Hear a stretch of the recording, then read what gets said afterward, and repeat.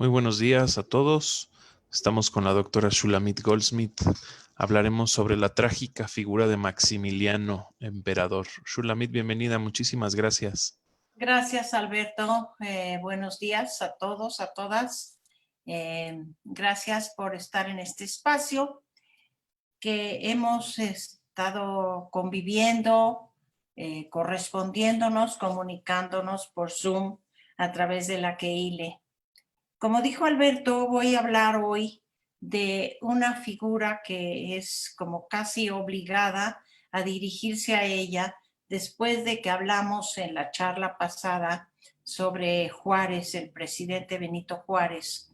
En esa primera charla, la de hace 8 días, comentábamos si es la historia la que forja al hombre o si es el hombre el quien determina el curso de la historia.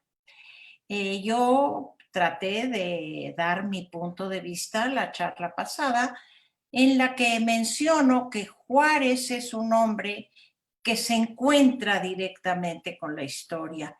Tanto la historia se ocupó de forjar una personalidad como la de Juárez, como el propio Juárez tuvo la fortaleza, la determinación, la oportunidad y la capacidad de mover en la historia la dirección de nuestro país a lo que es políticamente el día de hoy. Hoy, precisamente en contraste, voy a hablar de la personalidad de Maximiliano, porque tanto como socio histórico de Juárez como socio cronológico le corresponde este momento. ¿Por qué digo voy a hablar poco a poco de esta persona y por qué me refiero a él como la figura trágica? Maximiliano José María de Habsburgo y Lorena, nace en Viena en 1832, nada menos que en el castillo de Schönbrunn, lo cual ya nos da la idea de su posición tanto económica como política. Sí, es para su mala estrella desde un principio hermano del emperador Francisco José. Y también para su mala estrella, hijo de su madre, Guillermina de Baviera, Sofía Guillermina de Baviera.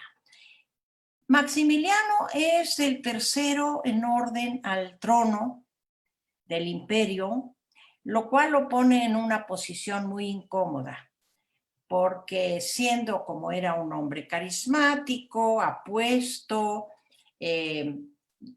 simpático, humanista, pues gana muchas simpatías, lo cual pone nerviosos a los jerarcas del imperio, ¿sí? Es como quien dice el hermano incómodo, que de eso sabemos nosotros, y también es el hijo incómodo.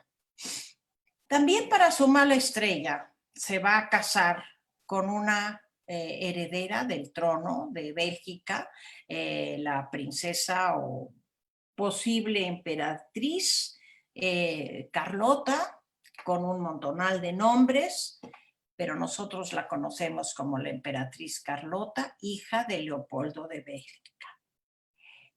Aquí digo por su mala estrella porque ella va a resultar una mujer muy ambiciosa y que de alguna manera va a determinar el trágico final de Maximiliano, su marido.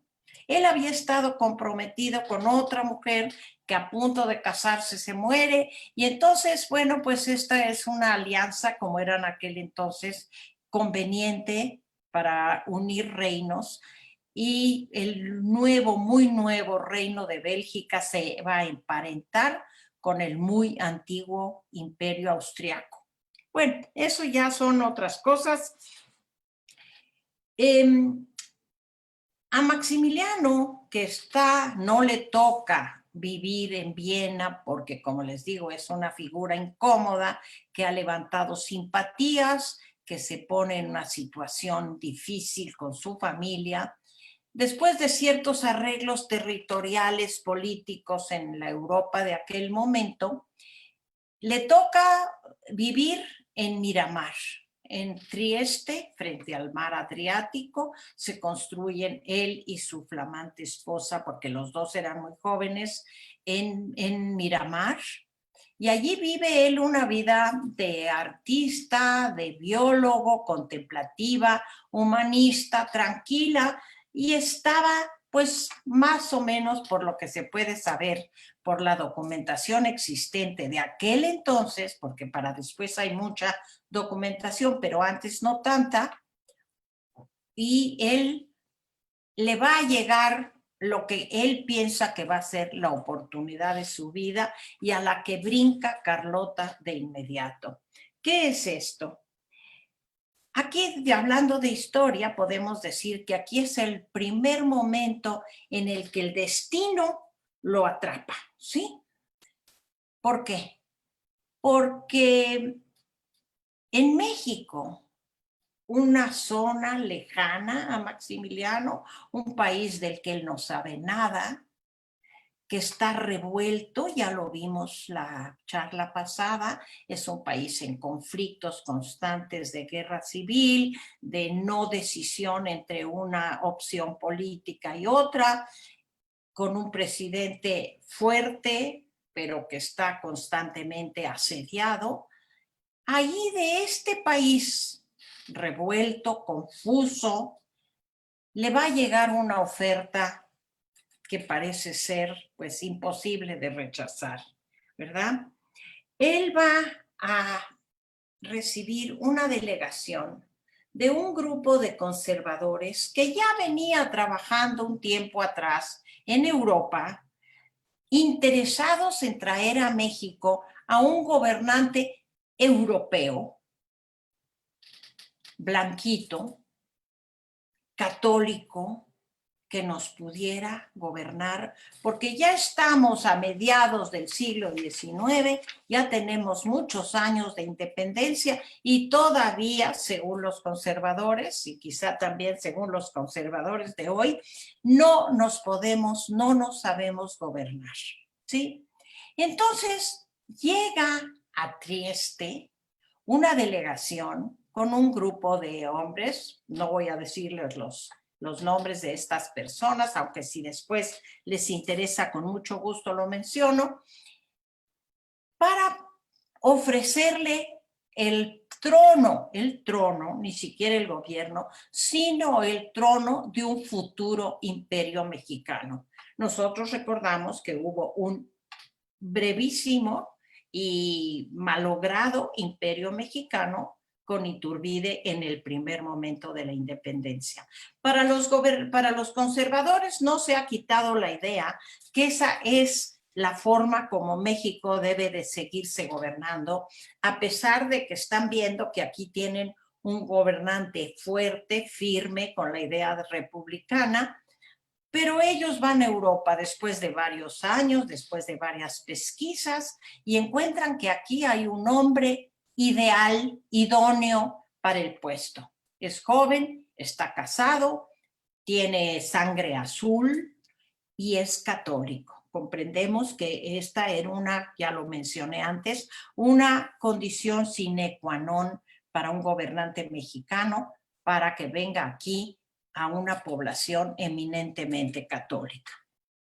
Además, la cuestión de su catolicismo va a ser muy importante, porque acuérdense ustedes que uno de los grandes conflictos que tiene México en ese momento es la lucha Iglesia-Estado, el clero contra el gobierno, la riqueza de la Iglesia y la pobreza, digamos, la falta de recursos del gobierno mexicano, y que se trata de desamortizar los bienes de la Iglesia para que se echen a trabajar, para que se les quite lo muerto. Entonces ellos, los conservadores, dicen, bueno, un gobernante católico va a entender esta problemática y le va a poner un alto a estas leyes y vamos para adelante. Lo que no se entendía en aquel entonces y tardó mucho en entenderse es que un liberal mexicano no es un liberal europeo. Un conservador mexicano no era la idea de un conservadurismo europeo, y esto se lo va a mostrar Maximiliano desde un principio. Pero vamos al momento en que aparece esta delegación conservadora a Europa y le viene a ofrecer a Maximiliano y a Carlota la posibilidad de tener un reino exótico, hermoso, rico, allende el mar. Pues qué cosa más atractiva, ¿sí? Para esta pareja que no tiene realmente estas posibilidades en Europa. Si bien vamos a observar en la figura, en la trágica figura de Maximiliano, mucha ingenuidad y mucha torpeza, siento decirlo, también aquí él va a mostrar en un principio un poco de olfato político y va a decirle a los conservadores, ok, estoy de acuerdo, me interesa el imperio mexicano, pero yo quiero que sea la gente mexicana quien me solicite, quien reclame mi presencia en aquel territorio. Necesito firmas, necesito un número, varios miles de firmas para que yo sepa que realmente soy querido y solicitado en esas tierras. Pues claro, ni cortos ni perezosos, los conservadores recabaron un montonal de firmas, igual que como se hace hoy, muchas verdaderas, muchas falsas, ¿verdad?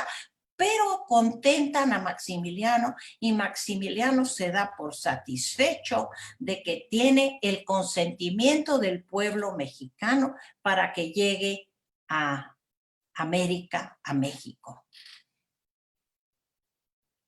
Bueno, pues vamos.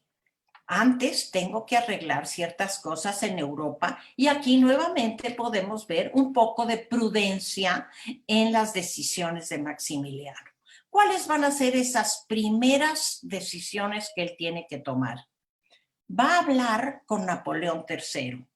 ¿Se acuerdan? Que toda esta aventura de un imperio mexicano se debe a que las tropas francesas habían invadido México, están presentes en México, la invasión se alarga un par de años y es el momento de traerlos, ¿sí? Entonces su primer interés es una entrevista con Napoleón III, quien le asegura que le va a dar apoyo de tropas, apoyo financiero, apoyo económico, no financiero, apoyo económico, mientras Maximiliano desarrolla sus propios medios en México. O sea, ahorita te llevas esta cantidad de hombres armados de un ejército napoleónico a tu lado, mientras tú vas formando tu propio ejército mexicano. También te voy a hacer un préstamo importante de dinero, francos, para que se empiece a sostener tu imperio. Claro, me lo vas a pagar. Y Maximiliano, con su beta ingenua, optimista sin medida, le dice, sí, Napoleón, yo te voy a pagar todo lo que tú me prestes porque va a haber alcabalas y va a haber entradas de los muchos proyectos que se van a llevar a cabo, ¿sí? Aquí estamos viendo a la vez la ignorancia que tiene Maximiliano de lo que está pasando en este país. País, ya sabemos, arruinado por la guerra civil, arruinado por la invasión. Si precisamente la invasión se dio porque Juárez dice, señores, debo, pero no tengo para pagar, ¿sí? Como las misceláneas, ¿sí? No, hoy no te fío, pero mañana puede ser. Entonces, estoy pensando que la palabra miscelánea ya ni ha de existir. Bueno, entonces, otro compromiso que debe cumplir Maximiliano, que es fuerte y doloroso, ir a hablar con su hermano y su madre, que son los de la corona del imperio. Y le dice, pues perfecto, ¿te quieres ir? Vete, pero es una gran oportunidad para ti, Maximiliano, pero tienes que saber que en el momento que aceptes el trono mexicano, pierdes todo derecho sobre el imperio nuestro, sobre tu posibilidad de reinar aquí. Y de por sí eran escasas sus probabilidades, y aquí se le presenta un imperio propio, pues Maximiliano dice, estoy de acuerdo, renuncio a toda posibilidad, a todo derecho al trono del imperio en Austria, ¿sí? Y a dos fuertes compromisos. El tercer compromiso, que va a ser muy importante, va a ser ir a ver al Papa para que se establezcan relaciones con un país con el que no tiene relaciones. El Vaticano no tiene relaciones y no tuvo largamente relaciones con México. Y también para recabar su bendición. Y el Papa le dice, bueno, pues sí, pero tú tendrás que derogar las leyes de reforma. En cuanto empieces a solucionar estos problemas que nosotros tenemos con México, pues entonces nosotros iniciaremos y te mandaremos un nuncio. Sabemos que el nuncio es el embajador del Vaticano en México, que por muchos años no los hubo. En fin, que Maximiliano, ya con estos compromisos arreglados entre comillas, se dispone a venir a estas nuevas tierras. Y aquí nuevamente podemos ver la ignorancia, la falta de prudencia, de visión política de estos embajadores europeos que van a tomar el trono mexicano, un trono que ni existe, ¿verdad? Más que en la imaginación de ellos. Y esto es muy interesante porque hay los diarios, los escritos, ¿cómo se le llaman? Las minutas diarias del barco, del navío Novara, como se llamaba el barco, en el que vienen Maximiliano, Carlota y su corte de gente que lo va a acompañar, en el que vienen ministros, vienen profesores, vienen muchas damas de compañía para Carlota, gente que se va a encargar de negocios en México. Pero estas minutas, que son consultables, las pueden consultar, habla de qué hablaríamos nosotros en un viaje así, cómo voy a enfrentar, cómo voy a solucionar, qué medidas económicas, qué medidas políticas, religiosas voy a adoptar al llegar a México. Pues no, se habla cómo van a ser los trajes de la guardia de Maximiliano. ¿De qué es? ¿Cómo se van a vestir las damas de la corte de Carlota en un país tropical como ellos lo ven? En fin, estamos viendo en estas minutas de viaje que toda esta delegación no tiene idea a lo que va y a lo que llega, pero vienen muy entusiasmados, ¿sí? Entusiasmo que se va a ver rápidamente enfriado cuando llegan a Veracruz. ¿Por qué? Veracruz es un estado, una población sumamente liberal, sumamente patriótica. Por eso Veracruz es no solo 3, yo le pondría hasta 6 veces heroica Veracruz, porque por ahí entraron todos los que no debieron entrar y la población resistió, pero para decepción principalmente de Carlota, como también se anota en las minutas, encuentran una población totalmente fría, poco dispuesta, poco amable, para los veracruzanos, que se distinguen por ser amables, pero aquí no es bien recibida esta delegación. Y para Carlota, para Maximiliano, es una gran decepción esta frialdad con la que son recibidos. para colmo, tienen que venir en sus carruajes con sus vestidotes así, a través de las cumbres de Ajutzingo, de toda la carretera, bueno, ni carreteras, a través de todos los caminos difíciles, mal trazados, mal llevados, que había de Veracruz al día de hoy, a la capital, no los que hay hoy, ¿verdad? Que tampoco son tan maravillosos, pero mejor que en aquel entonces. Y bueno, pero tienen la suerte que llegan a Puebla. Y así como Veracruz es liberal, Puebla es conservadora. Puebla es una ciudad hasta el día de hoy muy conservadora, la ciudad blanca, como se le llamaba, porque estaba poblada por una mayoría de gente blanca, ¿sí? Y allí sí ya encuentran una recepción muy cálida, muy amable, que se refleja en la alegría de los emperadores, de los futuros emperadores. Luego llegan a la capital, todos maltrechos, eso sí, por el trayecto tan difícil, las carretas, la ropa, las condiciones del piso, del pavimento, no se llamaba pavimento, ¿verdad?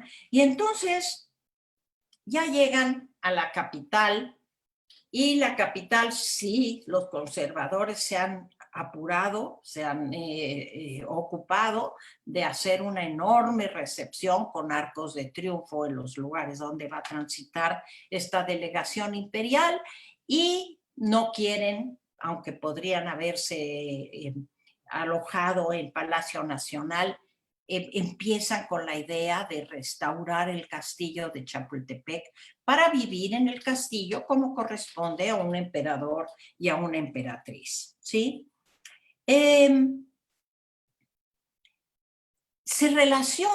Empieza relacionándose con los generales que se ponen a sus órdenes, que son los generales conservadores, se presentan ante él. Aquí hay también archivos muy interesantes que nos muestran que cuando los generales conservadores se acercan al ejército napoleónico que acompaña, y que ya estaba allí, que acompaña a Maximiliano, se encuentran con unos generales conservadores desastrosos, ¿sí?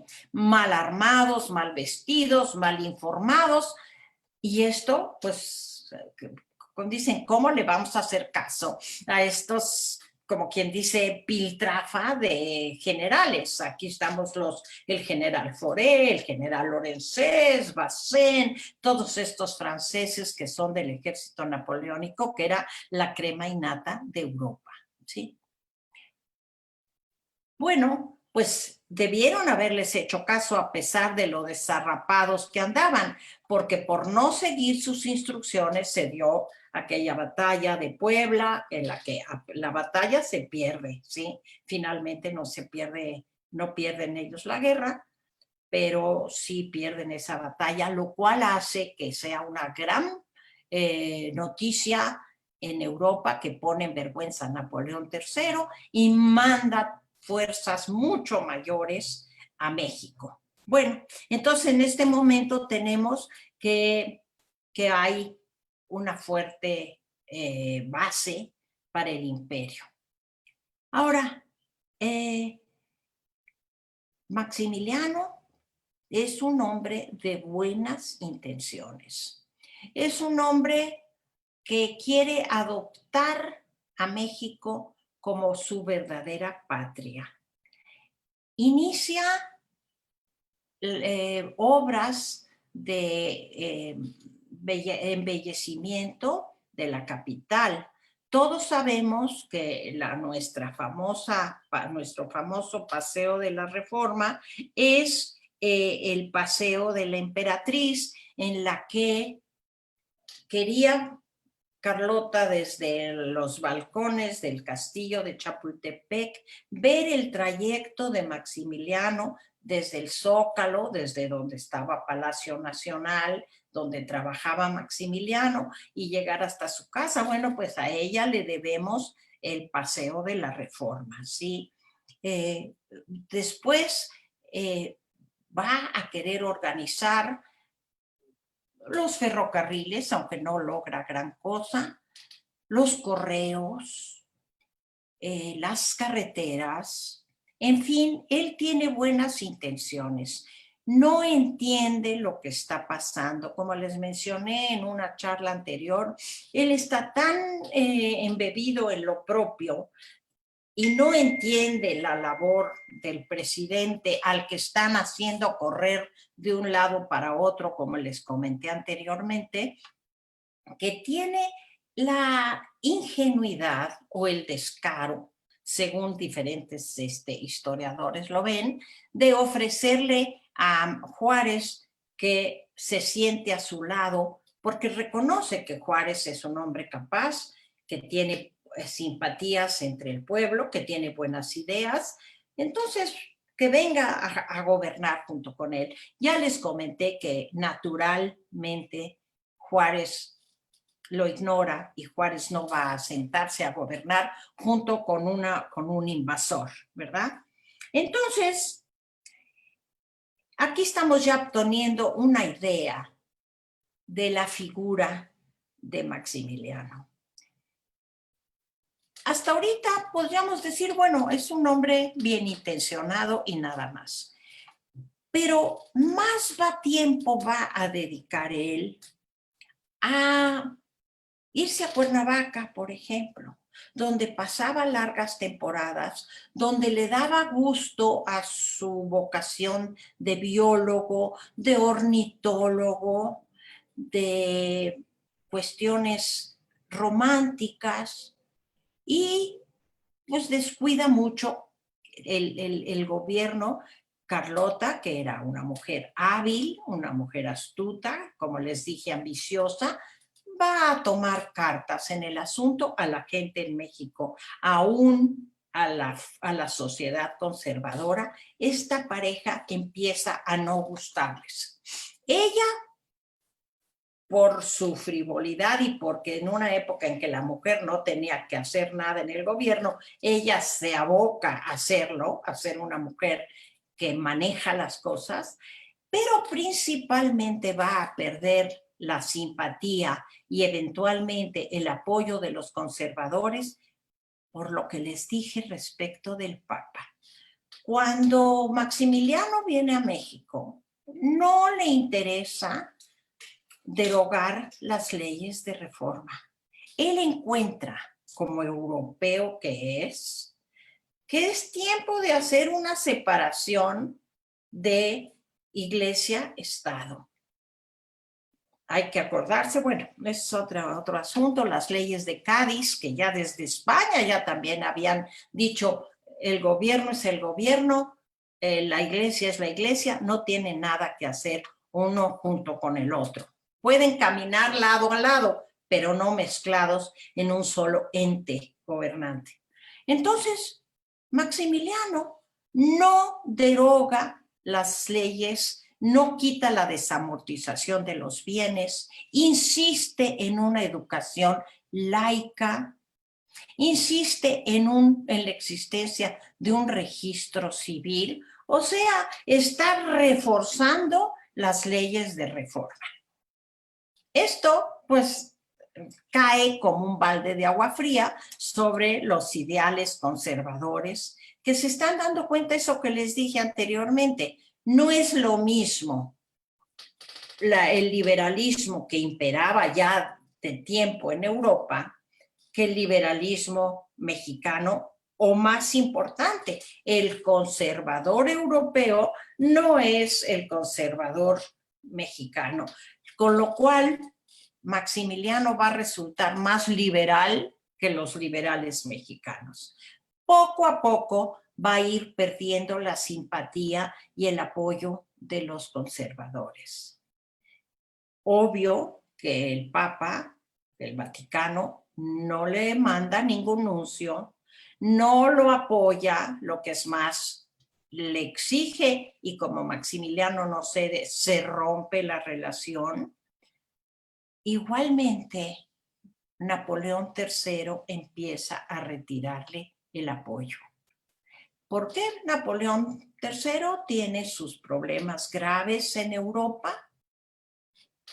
El pueblo, bueno, lo que puede ser, había un reclamo popular de que se está gastando allá en México fondos que se necesitan en Europa, que se están malgastando tropas allá en México cuando son necesarias en Europa. Y entonces Napoleón III le pide que sus tropas regresen a México y que empiece a pagar la deuda que contrajo con él. Entonces estamos viendo que todo este incipiente y débil imperio empieza a resquebrajarse poco a poco. A la vez, que es todo esto que les estoy relatando, personal y cerrado del mundo de Maximiliano, está acompañado de la guerra allá afuera, en todo México, de la guerra entre los conservadores apoyadores de este imperio y los liberales apoyadores de Juárez, que va brinco y brinco con su república en la maleta, como les comenté. Curiosamente, a pesar de que el ejército conservador, ya reforzado con generales franceses muy renombrados, muy importantes en Europa, están luchando en México y los mexicanos no tienen formación militar, no tienen quien les apoye con armamento, ni la iglesia apoya al ejército conservador, ¿sí? A pesar de eso, fortuitamente, curiosamente, así como se juega, como a veces gana uno, a veces gana otro, cuando se pierde una plaza por los conservadores, la toma el ejército liberal. Viceversa, cuando un territorio, un estado, una región es ganada por los liberales, viene el ejército conservador y toma esa plaza. Así se está como jugando un ping-pong militar. Y aquí es una lección histórica interesante, porque finalmente va a ganar el ejército liberal. Nos preguntamos por qué. El ejército francés es temporal, sabe que va a estar y que se va a ir. No le va la vida en tomar la plaza y quedársela y perder la vida por este lugar. En cambio, para el mexicano sí. Para el mexicano es su tierra, no se va a ir a ningún otro lado y allí se queda. Bueno, entonces finalmente estamos viendo que el círculo, el cerco se cierra en torno a Maximiliano. Por un breve momento, Maximiliano decide que se va. Cuando las tropas francesas le dicen, nosotros tenemos órdenes napoleónicas de regresar a Europa, es momento, Maximiliano, que te vayas de este lugar porque no vas a tener ningún apoyo. Él se ha tomado ya muy en serio, muy a pecho, su actuación como emperador. Y no, en un momento piensa irse. De Europa, la madre y el hermano le dicen, adquiriste un compromiso, cúmplelo. Es de honor, es de caballeros, es de gente de nobleza cumplir sus compromisos. Claro, no querían tener el problema de este hermano incómodo que regresaría además como un héroe, ¿sí? Y entonces, pues Maximiliano lo piensa bien, juega también un papel importante su propio patriotismo, porque sí se le puede llamar así, y se queda aquí a seguir luchando por su imperio mexicano. Carlota no. Carlota se da cuenta que esta es una situación de la que no van a salir bien y se va del país. Se va del país no porque abandone a Maximiliano, sino porque quiere ir a pedir ayuda a coronas o a fuertes lugares, personajes europeos que le ayuden a salvar la posición de Maximiliano. Ella ya está visualizando que va a haber un final trágico. Esto es interesante porque mucho se ha especulado con la vida personal e íntima de este matrimonio. Sí, sí hay mucho que se puede decir de esta vida íntima, que no llegó, no era realmente muy íntima. Cada uno tuvo un hijo por su lado, tuvieron abiertamente, no abiertamente, pero sabidamente amoríos, cada uno por su parte. Él cuidándose mucho porque él había adquirido una enfermedad venérea en su vida prematrimonial. Ella porque precisamente no tienen vida marital, pero amor sí había, solidaridad había, y el interés por mantener esta fortaleza imperial. Se empiezan a complicar cada día más las cosas. Carlota se va, no encuentra ningún apoyo. Y se piensa, todos sabemos que Carlota enloqueció y que sobrevivió a la muerte de Maximiliano, fíjense qué terrible, 30 años o más, pero Carlota no encuentra ningún apoyo ni en su propia familia, ni con el Papa, ni con el propio Napoleón. Entonces esta pobre mujer empieza a perder el sentido de la realidad porque se encuentra con puertas cerradas constantemente. Mientras tanto, Maximiliano sigue luchando aquí en México y poco a poco va perdiendo plazas. Los generales conservadores desanimados, sin apoyo popular, se ven reducidos poco a poco y alguien, aquí no es claro si alguien le aconseja a Maximiliano dejar la Ciudad de México y trasladarse a Querétaro, creyendo que es una zona más sana, más fácilmente defensible, y es todo lo contrario. Quienes conocemos Querétaro sabemos la estructura de la ciudad y él se establece en un lugar que fue fácilmente sitiado. Entonces, para fines de los años de su imperio, para el final de su imperio, Maximiliano se ve asediado en la ciudad de Querétaro. Es decir, se pone un sitio a la ciudad. Sabemos lo que es un sitio, que empieza a haber hambre, no llegan los alimentos, empieza a haber sed, pobreza, falta de armamento, y se le empieza a apretar el cuello a Maximiliano. Y así fue.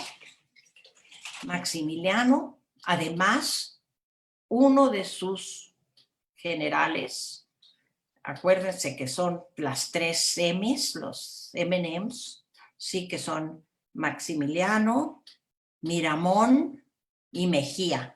Falta otra M, Márquez. Márquez se hace perdedizo, se queda en alguna otra plaza defendiéndola, que ya no tiene caso porque a donde se necesitaba es con Maximiliano, es en Querétaro, y quedan con él 2 generales fieles que van a ser capturados después de un largo sitio doloroso y terrible. Maximiliano se ve en la necesidad de rendirse. Entrega, como eran los protocolos de guerra de aquella época, entrega su espada en señal de rendición al general Mariano Escobedo, y con él los otros 2 generales, Miramón y Mejía. son condenados a muerte. Aquí hubo mucha discusión y sigue habiéndola. ¿Por qué a muerte? Acuérdense que Juárez es el hombre de la ley. Juárez había tomado la presidencia porque así lo decía la Constitución. Se mantuvo en el poder, que mucha gente le criticó y le critica, porque así lo manda la Constitución. Pues la propia Constitución del 57, y se hace explícito en 1862, todo aquel que conspire contra la República va a ser ejecutado con la pena de muerte. ¿Sí? Entonces, aunque mucha gente nacional e internacional vienen a abogar por la vida de Maximiliano, Juárez dice, Juárez, como ya hemos visto, es implacable en el sentido de la aplicación de la ley, es determinado. Así dice la ley, no voy a hacer ninguna excepción. Y entonces, tristemente, son condenados estos tres hombres a ser fusilados, y así se lleva a cabo en, como sabemos todos, en el Cerro de las Campanas, en Querétaro, y Maximiliano muere como un patriota.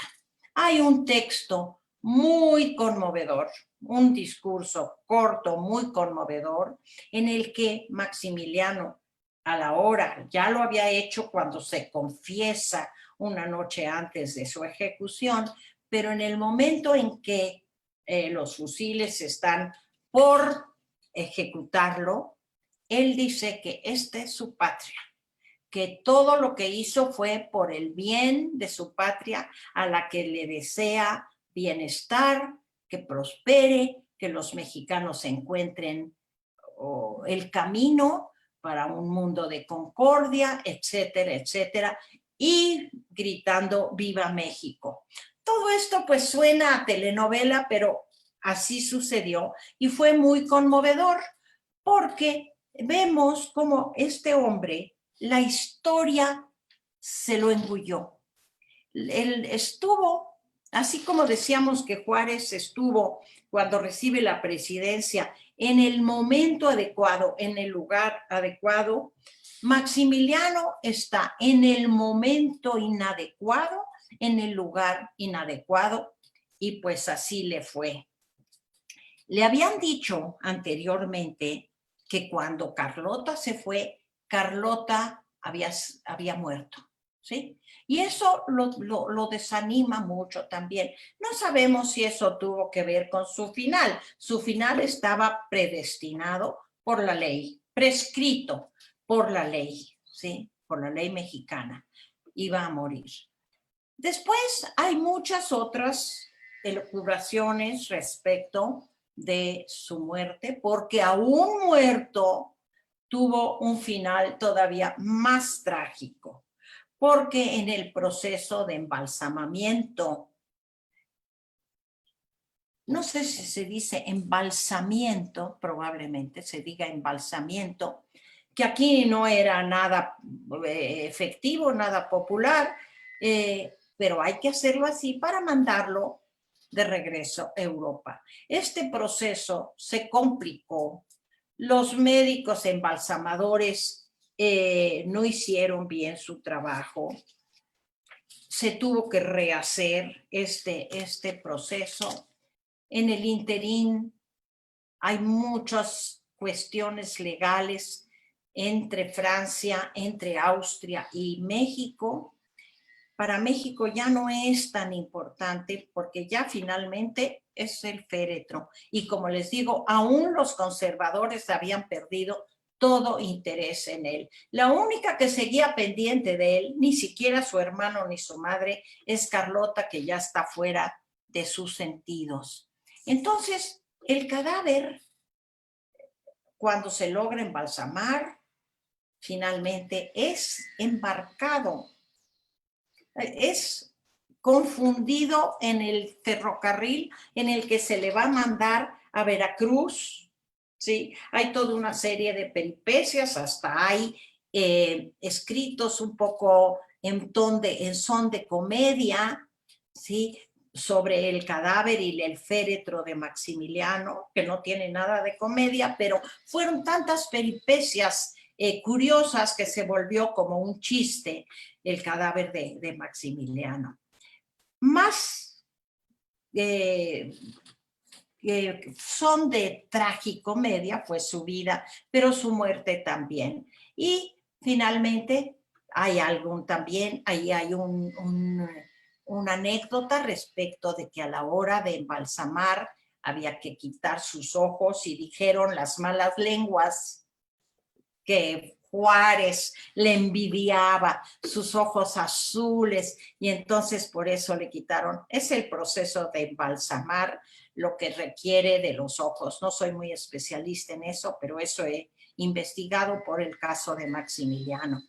Entonces, aquí tenemos el final del malogrado segundo imperio mexicano, que se llevó de paso a la trágica figura de Maximiliano, a la trágica figura de Carlota, que entonces Europa despierta a lo que es este país, a lo que es Juárez, por un lado, pero este país que cuidó y salvaguardó su soberanía, su sistema de gobierno, y entonces aquí se puede decir que nace una chispa de admiración, sobre todo en Francia, y hay grandes escritores franceses que aplaudieron la actuación de Juárez, que desecraron la labor de Napoleón III, que poco después cae del poder,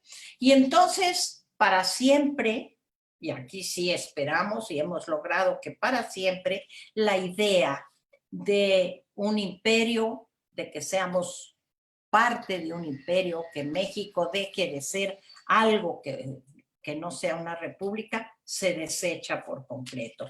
Seguimos luchando, seguimos bregando porque seamos una república, como dice la Constitución del 57 y luego la del 17, una república democrática, federativa, representativa. Muchas gracias. Sí, Alberto, no sé si hay algunas preguntas. Alberto, ¿en el chat hay alguna pregunta?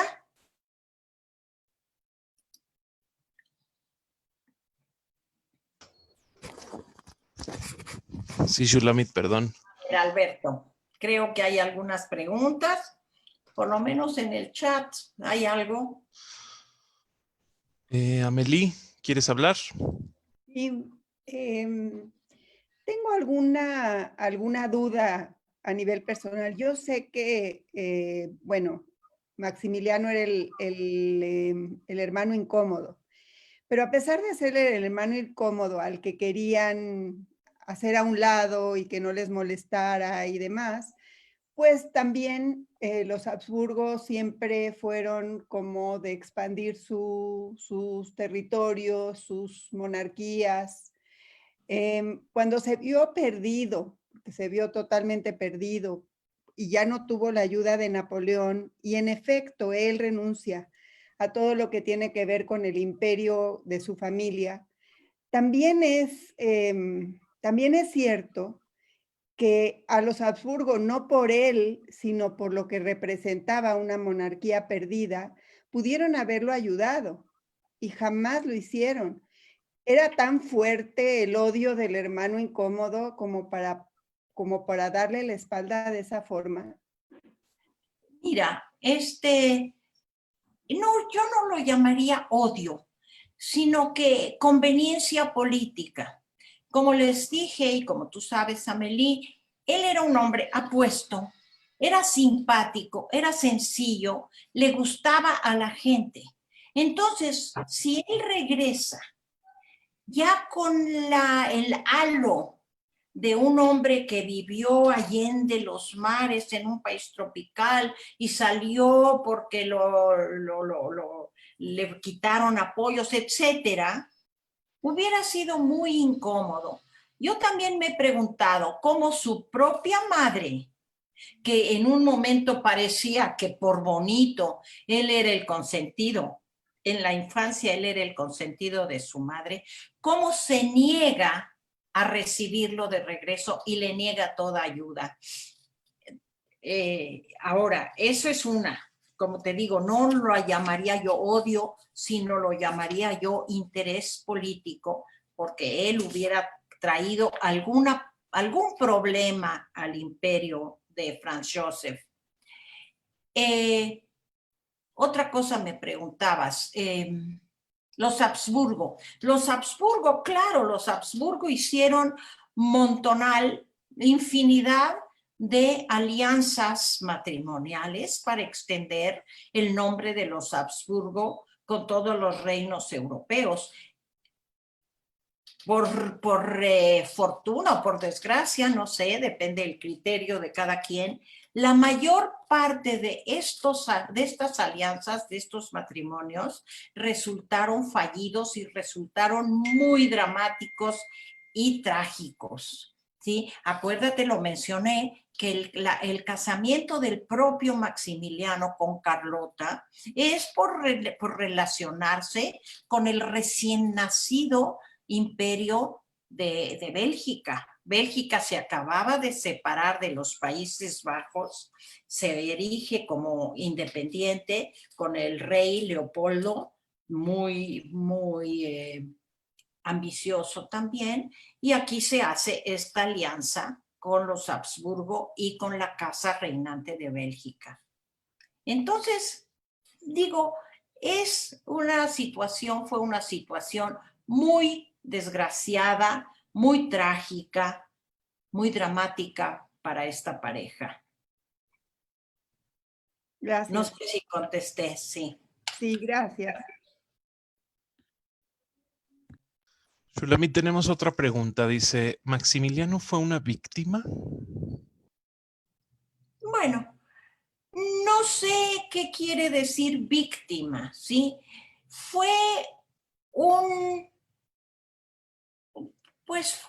el producto de una serie de errores.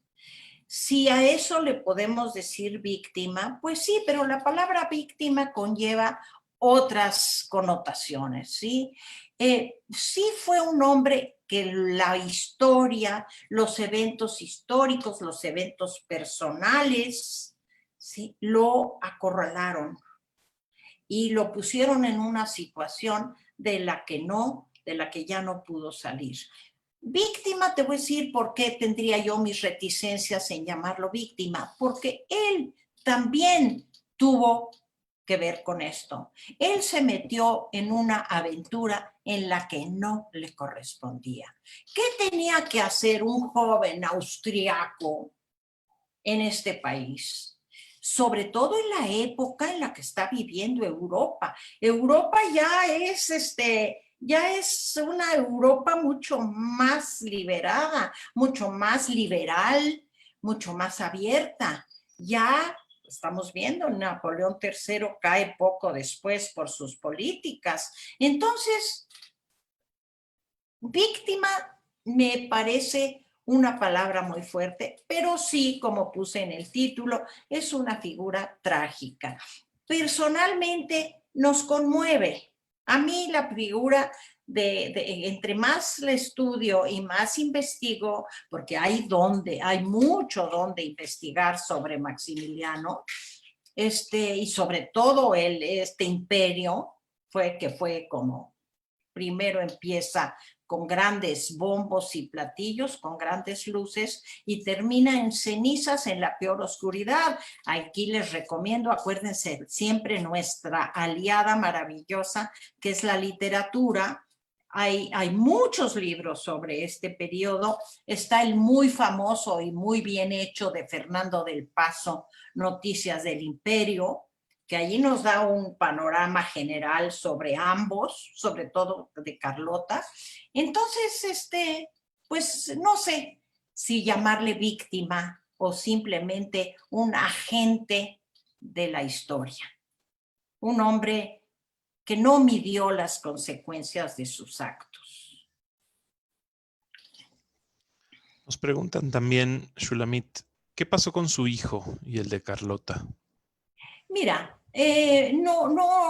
se parece que hay de él no hijos. Ellos adoptaron a unos hijos, más bien a unos nietos de Agustín de Iturbide, que pasaron, ya no pasaron más a la historia, como sucede muchas veces del propio Juárez, de los 10 o 12 hijos, ninguno tuvo un papel relevante en la historia. Se dice que Carlota tuvo un hijo con un hombre con el que tenía relaciones conocidas, porque como les dije, se murmuró siempre, se rumoró siempre que entre ellos dos no había vida íntima, porque él había adquirido una enfermedad venérea y ella siempre se cuidó de eso. Por lo tanto, él tuvo sus grandes amoríos, que lo sabemos, los llevaba a cabo en el Jardín Borda de Cuernavaca, donde iba los fines de semana a encontrarse con una mujer que fue su amante durante bastante tiempo. Él se dice de ella se dice que uno de su gente de su propia guardia fue su amante y que de allí salió un hijo, pero no ha habido mucho y me imagino que no hay gran cosa porque hubiera sido una temática muy interesante de explorar y de explotar, sí, literariamente. Susi, ¿quieres hablar? Ahí está Susi, a ver, Susi Dorenbaum quiere decir algo, pero tiene el micrófono. Susi, ¿puedes desbloquear tu micrófono para que te escuchemos, por favor?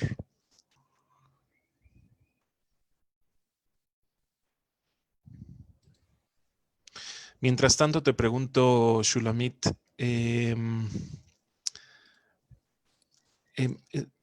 ¿los reyes de Bélgica también cerraron las puertas a Carlota? Sí, mira, el rey de Bélgica, el reinado de Bélgica, como les dije, era muy joven, no era muy estable.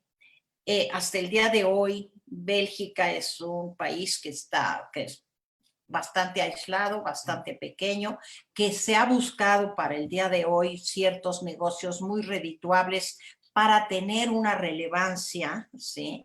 Pero no tuvo gran peso. Y acuérdate, Carlota pierde la cabeza. Eso es una cosa que sí se ha explorado mucho, porque también cualquier persona que no es muy fuerte, o aún cuando eres muy fuerte y empiezas a perder, se te cierran todas las puertas y te dejan en un callejón en el que no encuentras ayuda, pierdes. Entonces, Carlota, acordémonos que en estos reinos lo que importa es la conservación del reino, no tanto el personaje.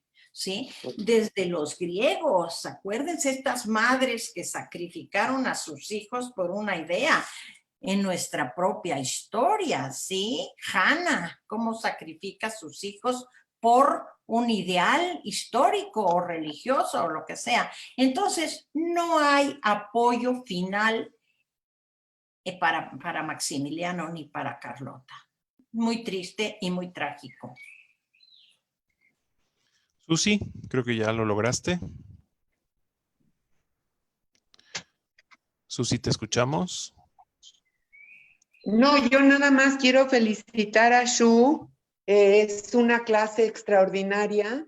Todo lo que se me olvidó ya de la historia de México lo estoy aprendiendo contigo. Te felicito, te admiro y Gracias. Y me da muchísimo gusto compartir la clase contigo. Te faltó decirte que y me quieres. Ah, sí, cierto. No, pero eso es, ya ni se puede dudar, eso no se duda, Shu.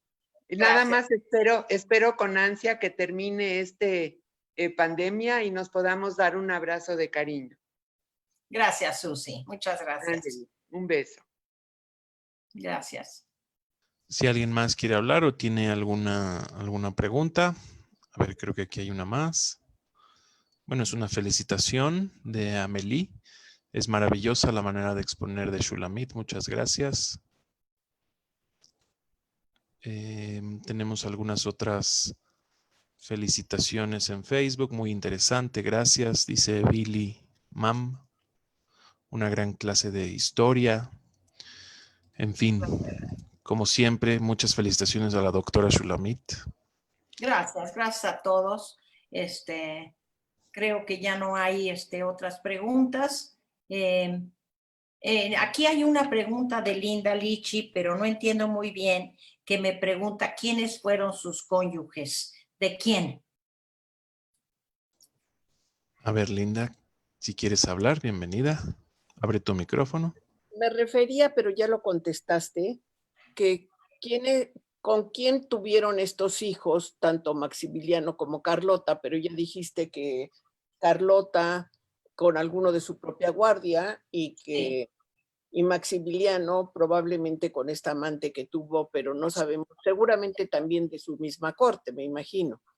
Mira, de Maximiliano, Carlota definitivamente se sabe que tuvo descendencia, uno y quizá dos hijos, de los que, como eran hijos ilegítimos, eran escondidos. La relación de la emperatriz con su guardia se conocía, se sabía, ¿sí? Porque acuérdense que Carlota fue una mujer que de alguna manera puso al principio de su reinado, era el ejemplo a seguir en peinados, en vestidos, en su forma de comportarse, en fin. Entonces era una figura muy, muy seguida. No había prensa, no había redes, etcétera, pero sí se sabía de ella, los peinados cortitos, en fin, muchas cosas que vienen con los franceses. Pero de él no se sabe exactamente, o por lo menos yo no sé, y yo he estudiado mucho la figura de estos dos hombres, yo he estudiado el siglo XIX, entonces, pues no se sabe de ellos, no se sabe de ellos. Pero sí hay, sí hay. Sí hay de la descendencia de Carlota, hay más datos. Gracias. Nos preguntan también que si puedes, por favor, mencionar qué otros logros tuvo el reinado de Maximiliano en México. Educación laica, pasó la reforma, etc. Y bueno, hay bastantes, como les digo, él se ocupó, él traía las mejores intenciones. Él nunca se imaginó, obvio, que iba a morir trágicamente aquí en su nueva patria. Él, por lo que yo puedo apreciar, y soy bastante crítica con eso, pero puedo apreciar que el hombre sí se comprometió con su papel de jerarca mexicano. Él propuso una cosa que a todo el mundo le cayó mal. Por ejemplo, dijo, yo voy a dar audiencia los domingos, por lo tanto, vamos todos a trabajar los domingos. Imagínense cómo nos cayó eso a nosotros los mexicanos. Pues nada en gracia, pero te lo digo nada más para darte a entender cómo él sí quiso. Él embelleció la ciudad, él buscó escuelas, él buscó parques, era muy aficionado a la biología, como les dije, la ornitología, que es la observación de los pájaros y todas esas cosas. En Cuernavaca, pues no hay más que ir a ver el Jardín Borda, que era un vergel cuando él la cuidaba. Viajó, y eso se le criticó mucho, que apenas llegó, viajó a Yucatán a conocer la flora y la fauna de Yucatán, cuando aquí los problemas políticos estaban en erupción. El señor se fue a observar flores y fauna en Yucatán. En fin, era un hombre bien intencionado, pero ingenuo, y poco preparado para la vida política que le esperaba en este país. No sé Muy si bien. contesté. Al parecer no hay más preguntas, Shulamit. Muchísimas gracias. Gracias a todos, gracias a ti, Alberto. Buenas tardes a todos. Gracias por su atención. Gracias, Shulamit. Bye bye.